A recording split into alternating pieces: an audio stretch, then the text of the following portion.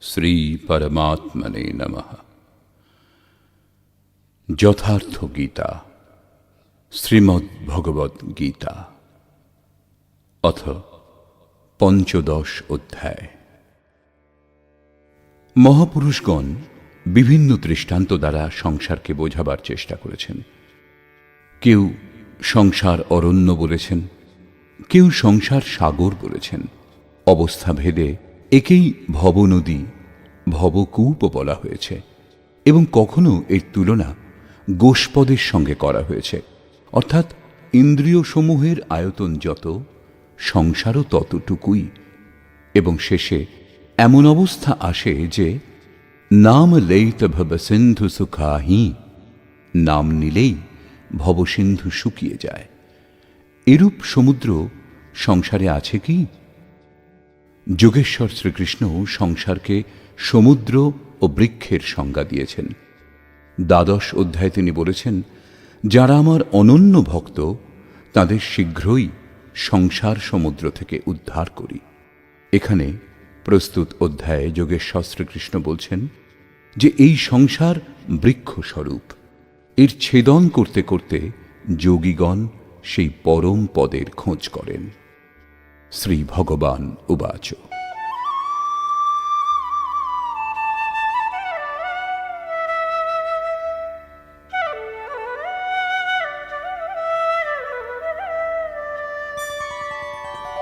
ऊर्ध्वमूलमधः शाखम् अश्वत्थं प्राहुरव्ययम्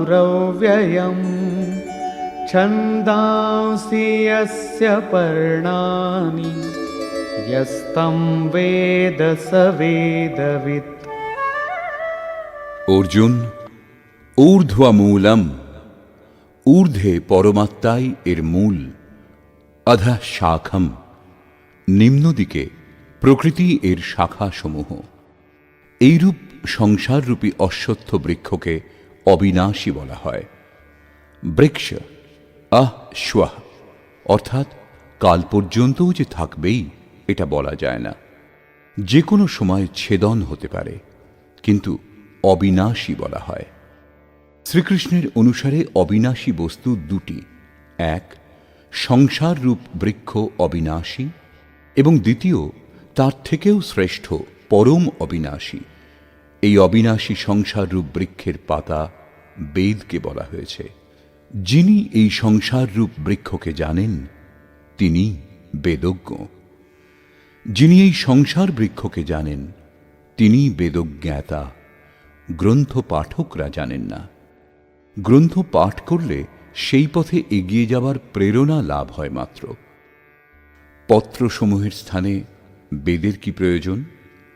বস্তুত পুরুষ পথভ্রান্ত হয়ে ঘুরতে ঘুরতে যখন অন্তিম জন্মগ্রহণ করে, সেখান থেকেই বেদের সেই সকল ছন্দ যা কল্যাণে সৃজন করে, প্রেরণা প্রদান করে, তারপর থেকেই বেদের উপযোগ আরম্ভ হয় এবং গমনাগমন শেষ হয়ে যায়।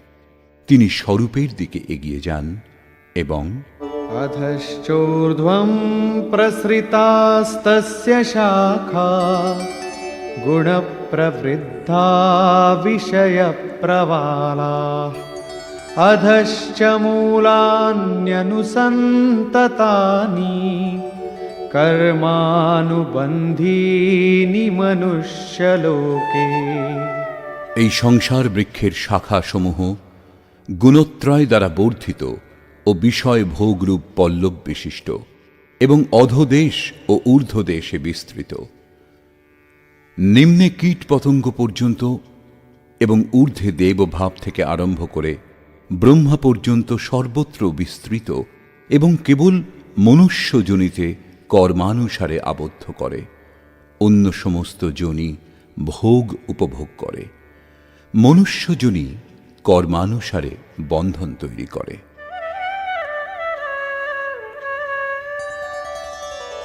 न रूपमस्येह तथोपलभ्यते नान्तो न चादिर्न च सम्प्रतिष्ठा अश्वत्थमेनं सुविरूढमूलम् असङ्गशस्त्रेण दृढेन छित्त्वा। কিন্তু এই সংসার বৃক্ষের রূপ যেমন বলা হয়েছে তেমন দেখা যায় না, কারণ এর আদি নেই ও অন্তও নেই, এবং এর স্থিতিও উত্তম নয়, কারণ এই বৃক্ষ পরিবর্তনশীল। এই দৃঢ়মূল সংসার বৃক্ষকে দৃঢ় অসঙ্গ শস্ত্রেণ, অসঙ্গ অর্থাৎ বৈরাগ্যরূপ অস্ত্র দ্বারা ছেদন করতে হবে। এমন নয় যে অশ্বত্থের মূলে পরমাত্মা বাস করেন, অথবা অশ্বত্থ পাতা বেদ আর শুরু করে দিলেন বৃক্ষের পূজা। এই সংসার বৃক্ষের মূল স্বয়ং পরমাত্মাই বীজ রূপে প্রসারিত, তাহলে কি তাও ছেদন হবে? দৃঢ় বৈরাগ্য দ্বারা এই প্রকৃতির সম্বন্ধ বিচ্ছেদ হয়, একেই ছেদন বলা হয়। ছেদন করে কি করা হবে?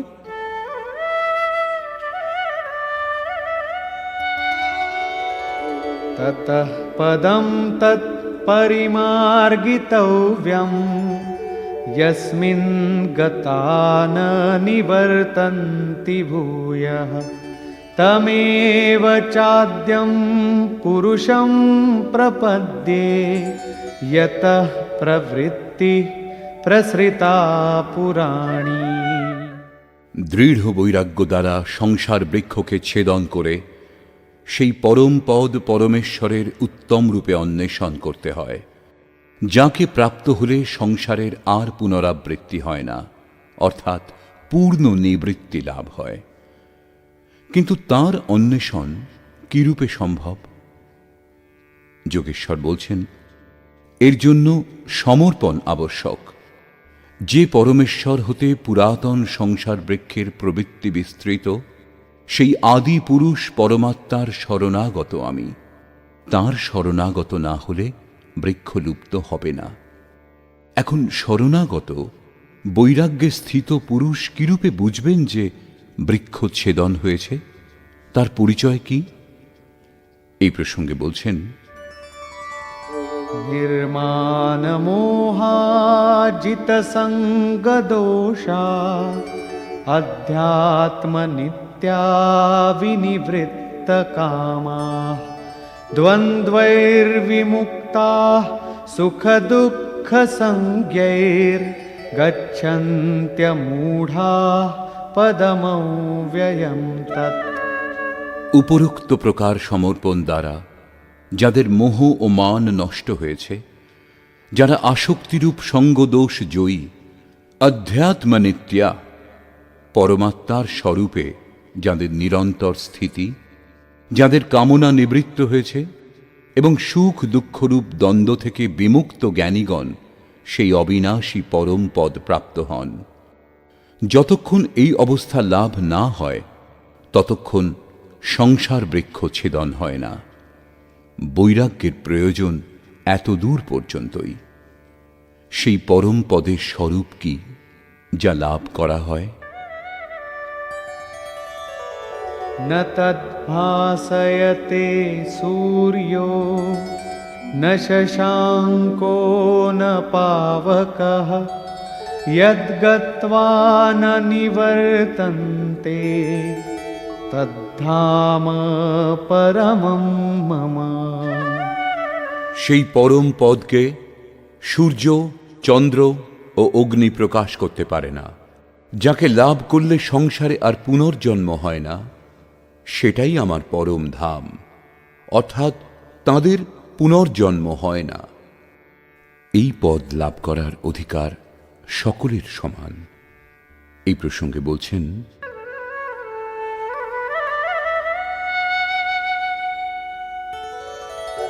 ममैवांशो जीवलोके जीवभूतः सनातनः मनः षष्ठानीन्द्रियाणि प्रकृतिस्थानि कर्षति। জীবলোকে দেহকেই লোক বলে, অর্থাৎ এই দেহে এই জীবাত্মা আমারই সনাতন অংশ এবং সেই ত্রিগুণময়ী মায়াতে স্থিত মন ও পঞ্চেন্দ্রিয়কে আকর্ষণ করে। কি রূপে? शरीरं यदवाप्नोति यच्चाप्युत्क्रामतीश्वरः गृहीत्वैतानि संयाति वायुर्गन्धानि वाशयात्। বায়ু যেমন গন্ধস্থান থেকে গন্ধ আহরণ করে, তেমনি দেহের স্বামী জীবাত্মা যে পূর্ব দেহ ত্যাগ করে, সেই দেহ থেকে মন ও জ্ঞানেন্দ্রিয় সমূহের কার্যকলাপ গ্রহণ করে, অর্থাৎ আকর্ষণ করে সঙ্গে নিয়ে আবার যে নতুন দেহ লাভ করে তাতে প্রবেশ করে। অর্থাৎ যখন নতুন দেহ পরের মুহূর্তেই লাভ হয়, তখন আটার পিণ্ড তৈরি করে কাকে অর্পণ করেন? গ্রহণ কে করে? সেই জন্য শ্রীকৃষ্ণ অর্জুনকে বলেছিলেন, এই অজ্ঞান তোমার কোত্থেকে উৎপন্ন হল যে এই পিণ্ডোদক ক্রিয়া লুপ্ত হবে? সেখানে করে কি? মন ও 6টি ইন্দ্রিয় কে কে? श्रोत्रं चक्षुः स्पर्शनं च रसनं घ्राणमेव च अधिष्ठाय मनश्चायं विषयानुपसेवते।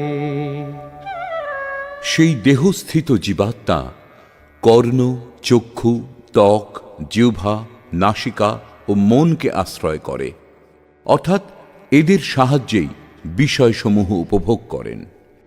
এইরূপ দেখা যায় না, সকলে তাঁর দর্শন করতে সমর্থ হয় না। এই প্রসঙ্গে শ্রীকৃষ্ণ বলছেন, उत्क्रामन्तं स्थितं वापि भुञ्जानं वा गुणान्वितं विमूढानानुपश्यन्ति पश्यन्ति ज्ञानचक्षुषः। যিনি দেহান্তরে গমন করেন, যিনি দেহে অবস্থানপূর্বক বিষয় ভোগ করেন, অথবা যিনি ত্রিগুণের সঙ্গে সংযুক্ত হন, সেই জীবাত্মাকে মূঢ় অজ্ঞানী ব্যক্তিগণ জানতে পারে না। কেবল জ্ঞানরূপ চক্ষু দ্বারা জ্ঞানীগণই তাকে জানতে পারেন, দর্শন করেন। সেই দৃষ্টি কিরূপে লাভ হবে?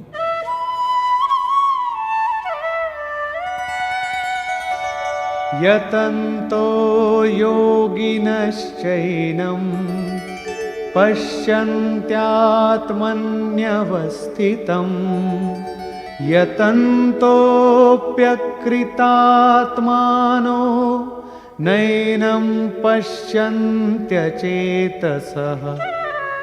যোগীগণ স্বীয় হৃদয়ে চিত্তকে সর্বদিক থেকে একত্র করে এই আত্মাকে যত্নপূর্বক প্রত্যক্ষ দর্শন করেন।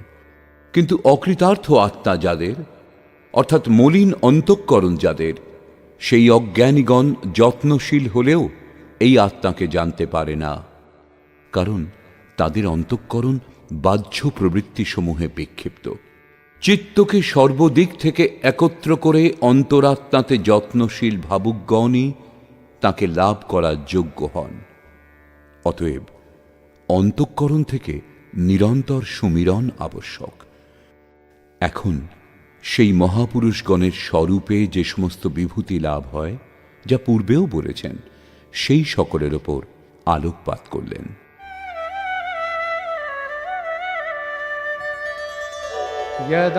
यदादित्यगतं तेजो जगद्भासयतेऽखिलं यच्चन्द्रमसि यच्चाग्नौ तत्तेजो विद्धि मामकम्। যে জ্যোতি সূর্যে স্থিত হয়ে সমগ্র জগৎকে প্রকাশ করে, যে তেজ চন্দ্রে ও অগ্নিতে আছে, সেই জ্যোতি তুমি আমার জানবে। এখন সেই শক্তির কি কাজ, সেই প্রসঙ্গে বলছেন, गामाविश्य च भूतानि धारयाम्यहमोजसा पुष्णामि चौषधीः सर्वाः सोमो भूत्वा रसात्मकः। আমি পৃথিবীতে প্রবেশ করে স্বীয় শক্তি দ্বারা ভূত সকলকে ধারণ করি এবং চন্দ্রে রস স্বরূপ হয়ে সকল বনস্পতিদের পুষ্ট করি।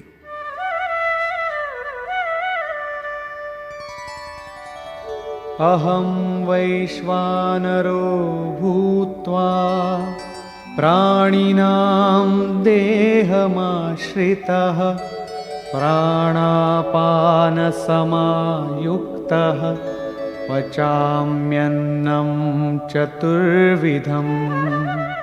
আমি প্রাণীগণের দেহে অগ্নিরূপে স্থিত হয়ে প্রাণ ও অপান বায়ুর সঙ্গে সংযুক্ত হয়ে 4 প্রকার খাদ্য পরিপাক করি। চতুর্থ অধ্যায়ে যোগেশ্বর শ্রীকৃষ্ণ স্বয়ং ইন্দ্রিয়াগ্নি, সংযমাগ্নি, যোগাগ্নি, প্রাণ অপানাগ্নি, ব্রহ্মাগ্নি ইত্যাদি 13-14টি অগ্নির উল্লেখ করেছেন। এদের সকলের পরিণাম জ্ঞান রূপেই পরিভাষিত হয়েছে। জ্ঞানকেই অগ্নি বলা হয়। শ্রীকৃষ্ণ বলছেন, এইরূপ অগ্নিস্বরূপ হয়ে প্রাণ ও অপানের সঙ্গে সংযুক্ত হয়ে 4 প্রকার বিধি দ্বারা জপ সর্বদা নিঃশ্বাস প্রশ্বাসে হয়। জপের 4 বিধি বৈখরী, মধ্যমা, পশ্যন্তী ও পরা। এই 4 বিধি দ্বারা প্রস্তুত অন্নকে আমি পরিপাক করি। শ্রীকৃষ্ণের অনুসারে ব্রহ্মই একমাত্র অন্ন যার দ্বারা আত্মা পূর্ণ তৃপ্ত হয়, আর কখনো অতৃপ্ত হয় না। দেহের পোষক প্রচলিত অন্নকে যোগেশ্বর আহারের সংজ্ঞা দিয়েছেন। বাস্তবিক অন্ন পরমাত্মা। বৈখরী, মধ্যমা, পশ্যন্তী ও পরা এই 4টি বিধি পেরিয়ে সেই অন্ন পরিপক্ক হয়। একেই অনেক মহাপুরুষ নাম, রূপ, লীলা ও ধাম বলেছেন। সর্বপ্রথম নাম জপ করা হয়। ক্রমশ হৃদয়ে ইষ্টের স্বরূপ প্রকট হতে থাকে। তারপরে তার লীলার বোধ জাগে যে সেই ঈশ্বর কিভাবে কণায় কণায় ব্যাপ্ত আছেন, কিভাবে তিনি সর্বত্র কার্য করেন। এইরূপ হৃদয় দেশে ক্রিয়াকলাপের দর্শনই তাঁর লীলা দর্শন, বাহ্য রামলীলা রাসলীলা নয়। এবং সেই ঈশ্বরীয় লীলার প্রত্যক্ষ অনুভূতি করতে করতে যখন মূল লীলাধারীর স্পর্শ লাভ হয়, তখন ধামের অবস্থা লাভ হয়। তাঁকে জানার পর সাধক তাঁতে প্রতিষ্ঠিত হন। তাঁতে প্রতিষ্ঠিত হওয়া এবং পরাবাণীর পরিপক্ক অবস্থাতে পরব্রহ্মের স্পর্শ করে তাঁতে স্থিত হওয়া, 2 একসঙ্গে হয়। এইরূপ প্রাণ ও অপান অর্থাৎ নিঃশ্বাস ও প্রশ্বাসের সঙ্গে সংযুক্ত হয়ে 4 বিধি দ্বারা অর্থাৎ বৈখরী, মধ্যমা, পশ্যন্তী ও ক্রমশ পরা সম্পূর্ণ হয় যখন, তখন সেই অন্ন ব্রহ্ম পরিপক্ক হয়ে যায়, লাভও হয়, পরিপাকও হয় এবং পাত্র পরিপক্কই হয়।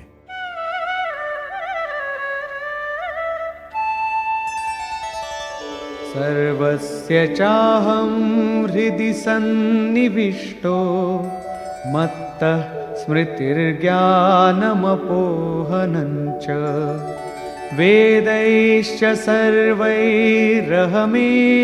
वेद्यो वेदान्तकृद्वेदविदेम चाहम्।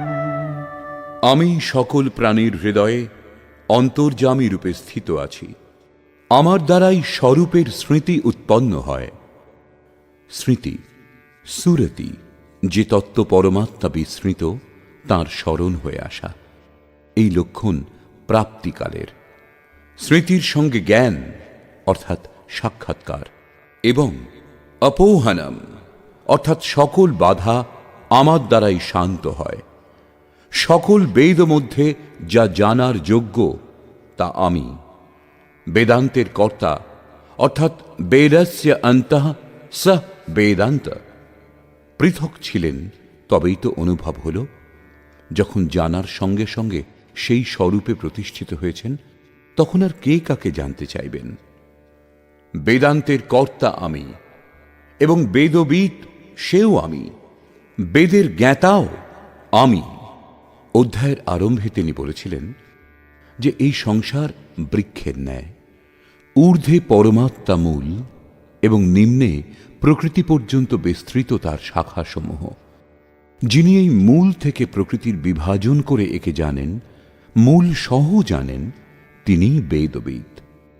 এখানে যোগেশ্বর বলছেন যে আমি বেদবিদ। শ্রীকৃষ্ণ নিজের তুলনা বেদজ্ঞ মহাপুরুষগণের সঙ্গে করলেন। শ্রীকৃষ্ণ তত্ত্বজ্ঞ মহাপুরুষ, যোগীগণের মধ্যে পরম যোগী ছিলেন। এই প্রশ্ন এখানেই সম্পূর্ণ হল। এখন বলছেন যে এই সংসারে পুরুষের স্বরূপ দুই প্রকারের। द्वाविमौ पुरुषौ लोके क्षरश्चाक्षर एव च क्षरः सर्वाणि भूतानि कूटस्थोऽक्षर उच्यते। অর্জুন, এই সংসারে পুরুষ দুই প্রকারের হয়।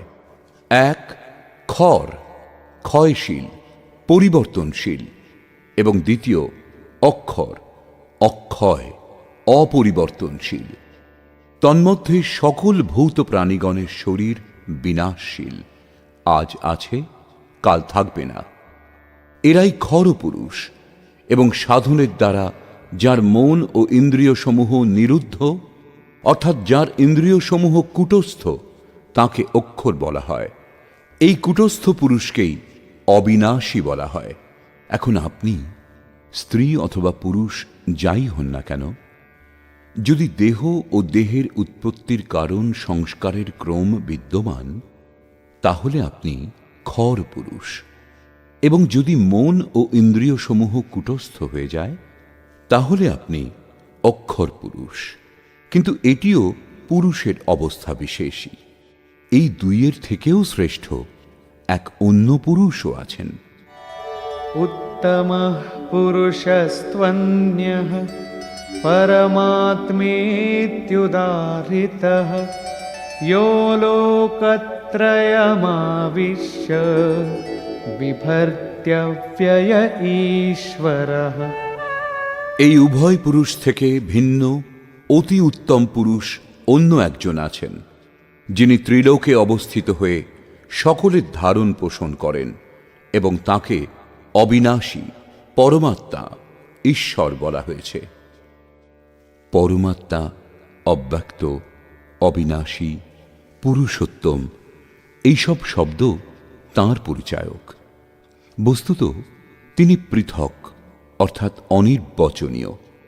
ক্ষর অক্ষর থেকে অতীত মহাপুরুষের চূড়ান্ত অবস্থা এটা, যাকে পরমাত্মা, পুরুষোত্তম এমন সব শব্দ দ্বারা ইঙ্গিত করা হয়েছে।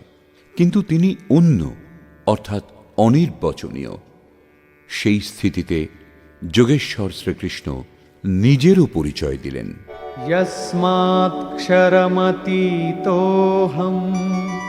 अक्षरादपि चोत्तमः अतोऽस्मि लोके वेदे च प्रथितः पुरुषोत्तमः। আমি উপরোক্ত বিনাশশীল, পরিবর্তনশীল, ক্ষেত্র থেকে সর্বথা অতীত এবং অক্ষর, অবিনাশী, কূটস্থ পুরুষ থেকেও উত্তম। সেই জন্য লোক ও বেদে আমি পুরুষোত্তম নামে প্রসিদ্ধ।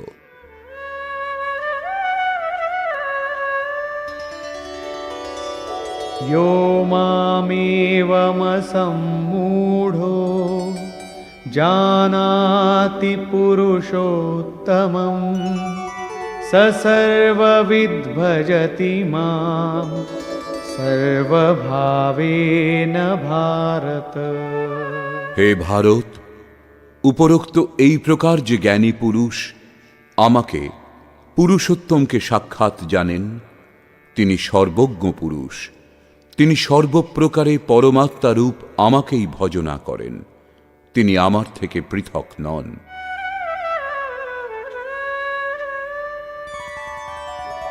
इति गुह्यतमं शास्त्रम् इदमुक्तं मया नघ एतद्बुद्ध्वा बुद्धिमान् स्यात् कृतकृत्यश्च भारत। হে নিষ্পাপ অর্জুন, এইরূপ অতি গোপনীয় শাস্ত্র আমার দ্বারা বলা হল। এই তত্ত্ব অবগত হয়ে মানুষ পূর্ণ জ্ঞাতা ও কৃতার্থ হন। অতএব যোগেশ্বর শ্রীকৃষ্ণের এই বাণী স্বয়ংই পূর্ণ শাস্ত্র। শ্রীকৃষ্ণের এই রহস্য অত্যন্ত গুপ্ত ছিল। তিনি কেবল অনুরাগীদেরই বলেছেন। এই বিষয় কেবল অধিকারীর জন্য, সকলের জন্য নয়। কিন্তু যখন এই রহস্য সম্বন্ধেই লেখা হয়, শাস্ত্র সকলের জন্য সুলভ হয়, তখন মনে হয় যে শ্রীকৃষ্ণ সকলকেই বলেছেন। কিন্তু বস্তুত এই রহস্য অর্থাৎ শাস্ত্র শুধু অধিকারীর জন্যই। শ্রীকৃষ্ণের সেই অলৌকিক স্বরূপ সকলের দর্শন করার জন্য ছিলও না। কেউ তাকে দ্বারকাধীশ অর্থাৎ দ্বারকার রাজা বলে জানতেন, কেউ দূত এবং কেউ তাকে যদুবংশীয় বলেই মনে করতেন। প্রকৃতপক্ষে সেই অধ্যাত্ম বিষয়ের অধিকারী অর্জুনই ছিলেন। তাই যোগেশ্বর অর্জুনের কাছে কিছু গোপন করেননি। অর্জুন অনুভব করলেন যে শ্রীকৃষ্ণ পরম সত্য, পুরুষোত্তম। শ্রীকৃষ্ণ গোপন করলে অর্জুনের কল্যাণ সম্ভব ছিল না। এই বিশেষত্ব ভগবৎপ্রাপ্ত প্রত্যেক মহাপুরুষের মধ্যে পাওয়া যায়। রামকৃষ্ণ পরমহংসদেব একবার খুব আনন্দিত হয়েছিলেন। তখন ভক্তগণ জিজ্ঞাসা করেছিলেন, আজ আপনি যে খুব আনন্দিত? তিনি বলেছিলেন, আজ আমি সেই পরমহংস হয়ে গেছি। তার সমকালীন কোনো শ্রেষ্ঠ মহাপুরুষ পরমহংস ছিলেন, তিনি তার দিকেই ইঙ্গিত করেছিলেন। কিছুক্ষণ পর তিনি অনুগামী সাধকদের, যারা কায়মনোবাক্যে বৈরাগ্যের আশায় তাঁর অনুগামী, তাদের বলেছিলেন, দেখো, তোমরা আর সন্দেহ করো না, আমি সেই রাম যিনি ত্রেতাযুগে আবির্ভূত হয়েছিলেন। আমি সেই কৃষ্ণ যিনি দাপর যুগে আবির্ভূত হয়েছিলেন। আমি তাঁদেরই পবিত্র আত্মা, সেই স্বরূপ। যদি ভগবৎ প্রাপ্তির ইচ্ছা করো, তাহলে আমার স্বরূপ দেখো। এইরূপ পূজ্য মহারাজজিও সকলকে বলতেন, হো, আমি ভগবানের দূত। যিনি প্রকৃত সন্ত, তিনি ভগবানের দূত হন। আমাদের দ্বারাই তাঁর সন্ধান পাওয়া যায়। যীশুখ্রিস্ট বলেছিলেন, আমি ভগবানের পুত্র, আমার কাছে এসো, তাহলে ঈশ্বরের পুত্র বলে অভিহিত হবে। অতএব সকলেই পুত্র হতে পারেন। সান্নিধ্যে আসার তাৎপর্য, তাঁরা সাধনা করে যে ব্রহ্মে স্থিত হয়েছেন, সাধনাক্রমে চলে তা সম্পূর্ণ করতে হবে। মোহাম্মদ সাহেবও বলেছিলেন, আমি আল্লাহর রসুল, সংবাদবাহক। পূজ্য মহারাজজি সকলকে এটুকু বলতেন। কারো বিচার খণ্ডন মণ্ডন করেননি তিনি, কিন্তু বিরক্ত অনুগামীদের বলতেন, কেবল আমার স্বরূপ দেখো। যদি তুমি সেই পরম তত্ত্ব সম্বন্ধে জানতে চাও, তাহলে আমাকে দেখো, সন্দেহ করো না। যারা সন্দেহ করতেন, তাদের অনুশাসনের মধ্যে রেখে অন্তরে অনুভব সঞ্চার করে বাহ্য সমস্ত বিচার থেকে সরিয়ে যোগেশ্বর শ্রীকৃষ্ণের অনুসারে দ্বিতীয় অধ্যায়ের 40 থেকে 43 সংখ্যক শ্লোক, অনন্ত পূজা পদ্ধতি যার অন্তর্গত, তাই নিজের স্বরূপে নিযুক্ত করেছিলেন। তিনি অদ্যাবধি মহাপুরুষের রূপে অবস্থিত। এই রূপ শ্রীকৃষ্ণের স্থিতিও গোপনীয় ছিল, কিন্তু নিজের অনন্য ভক্ত, পূর্ণ অধিকারী, অনুরাগী অর্জুনের প্রতি তিনি তা প্রকাশ করেছিলেন। প্রত্যেক ভক্তের পক্ষেই এমন হওয়া সম্ভব। মহাপুরুষ লক্ষ লক্ষ ব্যক্তিকে সেই পথে চালান। নিষ্কর্ষ, বর্তমান অধ্যায়ের শুরুতে যোগেশ্বর শ্রীকৃষ্ণ বলেছিলেন, একটা অশ্বত্থ বৃক্ষের ন্যায় এই সংসার। অশ্বত্থ একটা উদাহরণ মাত্র। ঊর্ধ্বে এর মূল পরমাত্মা এবং নিম্নে প্রকৃতি পর্যন্ত বিস্তৃত এর শাখা প্রশাখা। যিনি এই বৃক্ষকে সম্পূর্ণরূপে জানেন তিনিই বেদজ্ঞ। এই সংসার বৃক্ষের শাখাসমূহ ঊর্ধ্বদেশে এবং অধোদেশে সর্বত্র বিস্তৃত, এবং মূলানি, এর মূলের জাল ঊর্ধ্বে এবং নিম্নে সর্বত্র ব্যাপ্ত, কারণ সেই মূল ঈশ্বর এবং তিনি বীজ রূপে প্রত্যেক জীবের হৃদয়ে বাস করেন। দৃষ্টান্তস্বরূপ একটি পৌরাণিক কাহিনী প্রস্তুত করা হয়েছে। একবার পদ্মফুলের ওপর বসে ব্রহ্মা বিচার করছিলেন যে আমার উৎপত্তি স্থান কোথায়, কোথায় আমার জন্ম হয়েছিল। তিনি সেই পদ্মফুলের নালে প্রবেশ করে অনবরত এগিয়ে যেতে লাগলেন, কিন্তু নিজের উদ্গম দেখতে পেলেন না। তখন তিনি হতাশ হয়ে পদ্মাসনে বসে পড়লেন। চিত্ত নিরুদ্ধ করার প্রচেষ্টা করতে লাগলেন এবং ধ্যান দ্বারা তিনি নিজের মূল উৎস কোথায় তা খুঁজে পেলেন। পরম তত্ত্বের সাক্ষাৎকার করে তাঁর স্তব করলেন। পরম স্বরূপের দ্বারা অবগত হলেন যে আমি সর্বত্র বিরাজমান, কিন্তু আমার প্রাপ্তিস্থান হৃদয়। হৃদয় দেশে যিনি ধ্যান করেন তিনি আমাকে লাভ করেন। ব্রহ্মা প্রতীক স্বরূপ। যোগ সাধনের পরিপক্ক অবস্থাতে এই স্থিতি জাগ্রত হয়। ঈশ্বর লাভে প্রবৃত্ত ব্রহ্মবিদ্যার সঙ্গে সংযুক্ত বুদ্ধিকেই ব্রহ্মা বলা হয়। পদ্মফুল জলে অবস্থিত হয়েও নির্মল ও নির্লিপ্ত থাকে। বুদ্ধি যতক্ষণ এদিক সেদিক সন্ধান করে ততক্ষণ লাভ করতে পারে না, কিন্তু যখন সেই বুদ্ধি নির্মলতার আসনে স্থির হয়ে মন ও ইন্দ্রিয় সমূহকে সংযম করে হৃদয় রাজ্যে নিরুদ্ধ করে এবং সেই নিরুদ্ধ মন ও ইন্দ্রিয় সমূহও যখন বিলীন হয়ে যায়, তখন স্বীয় হৃদয়ে পরমাত্মাকে লাভ করে। যোগেশ্বর শ্রীকৃষ্ণের অনুসারে সংসার বৃক্ষস্বরূপ, যার মূল এবং শাখাসমূহ সর্বত্র বিস্তৃত। কর্মানুবন্ধীনি মনুষ্য লোকে, কর্মানুসারে কেবল মনুষ্য যোনিতে বন্ধন তৈরি করে, আবদ্ধ করে। অন্য যোনিতে যাদের জন্ম হয় তারা কর্মের অনুসারে ভোগ উপভোগ করে। অতএব দৃঢ় বৈরাগ্যরূপ শস্ত্র দ্বারা এই সংসার বৃক্ষকে তুমি ছেদন করো এবং সেই পরম পদের অনুসন্ধান করো যে মহর্ষিগণ তাকে লাভ করেছেন, তাদের পুনর্জন্ম হয় না। কিরূপে জানা যাবে যে সংসার বৃক্ষ ছেদন হয়েছে? যোগেশ্বর বলছেন, যিনি মান ও মোহমুক্ত, যিনি সঙ্গদোষ জয় করেছেন, যার কামনা নিবৃত্ত হয়েছে এবং যিনি দ্বন্দ্ব থেকে মুক্ত, তিনি সেই পরম তত্ত্ব লাভ করেন। সেই পরম পদকে সূর্য, চন্দ্র বা অগ্নি কেউ প্রকাশিত করতে পারে না। সেই পদ স্বয়ং প্রকাশ স্বরূপ, যাকে লাভ করলে সংসারে আর ফিরে আসতে হয় না। সেটাই আমার পরম ধাম। এই ধাম লাভ করার অধিকার সকলের আছে, কারণ এই জীবাত্মা আমারই শুদ্ধ অংশ। জীবাত্মা দেহত্যাগের সময় মন ও 5টি জ্ঞানেন্দ্রিয়কে সঙ্গে নিয়ে যায়, অর্থাৎ নতুন দেহে প্রবেশ করে। সংস্কার সাত্ত্বিক হলে সাত্ত্বিক স্তরে গিয়ে পৌঁছয়, রাজসিক হলে মধ্যম স্থানে এবং তামসিক হলে জঘন্য যোনিতে জন্ম হয়। জীবাত্মা ইন্দ্রিয়সমূহের অধিষ্ঠাতা মনের সাহায্যে সকল বিষয়কে উপভোগ করে। একে দেখতে পাওয়া যায় না। জ্ঞান সেই দৃষ্টি যার মাধ্যমে একে দেখা সম্ভব। কোনো বিষয় মুখস্থ করে নেওয়াটাই জ্ঞান নয়। যোগীগণ চিত্ত হৃদয়ে সংযম করে প্রযত্নপূর্বক তাকে দর্শন করেন। অতএব জ্ঞান হল সাধনগম্য।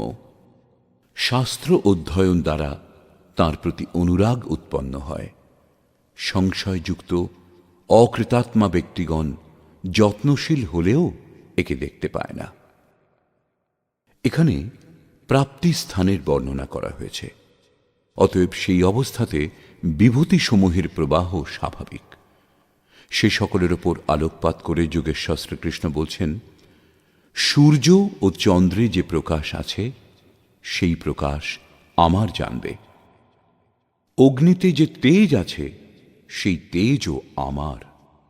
আমি প্রচণ্ড অগ্নিরূপে 4 বিধি দ্বারা পরিপক্ক অন্নকে পরিপাক করি। শ্রীকৃষ্ণের বাণীতে অন্ন একমাত্র ব্রহ্ম, অন্নম ব্রহ্মেতি ব্যজানাৎ, যাকে লাভ করে এই আত্মা পূর্ণ তৃপ্ত হয়। বৈখরি থেকে পরা পর্যন্ত পূর্ণ পরিপক্ক হয়ে অন্ন পরিপাক হয়ে যায়, সেই পাত্র বিলীন হয়। এই অন্ন আমিই পরিপাক করি, অর্থাৎ সদ্গুরু রথী না হলে এই উপলব্ধি সম্ভব নয়।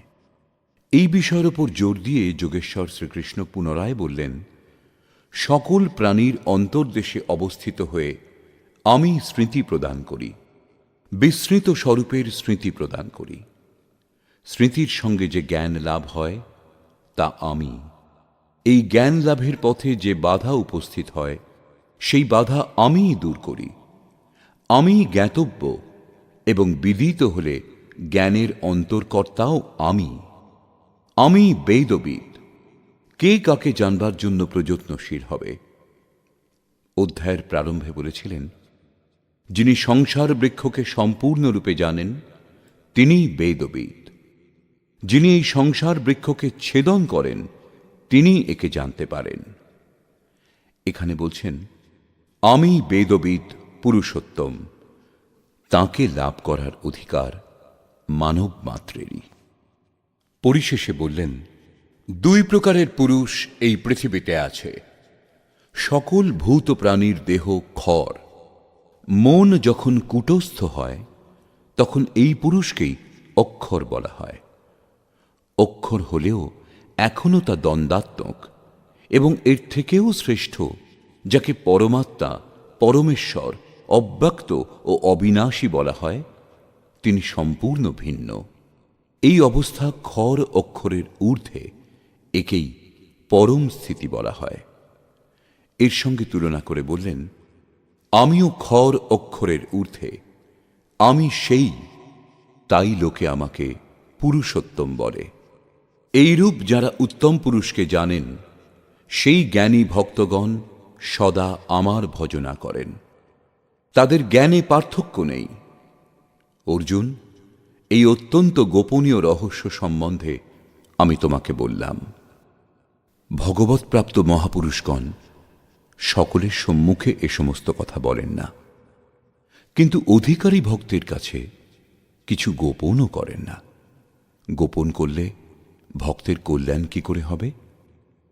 বর্তমান অধ্যায়ে আত্মার 3টি স্থিতির বর্ণনা খর, অক্ষর এবং অতি উত্তম পুরুষের রূপে স্পষ্ট করা হয়েছে, যেমন এর আগে কোনো অধ্যায় বলা হয়নি। অতএব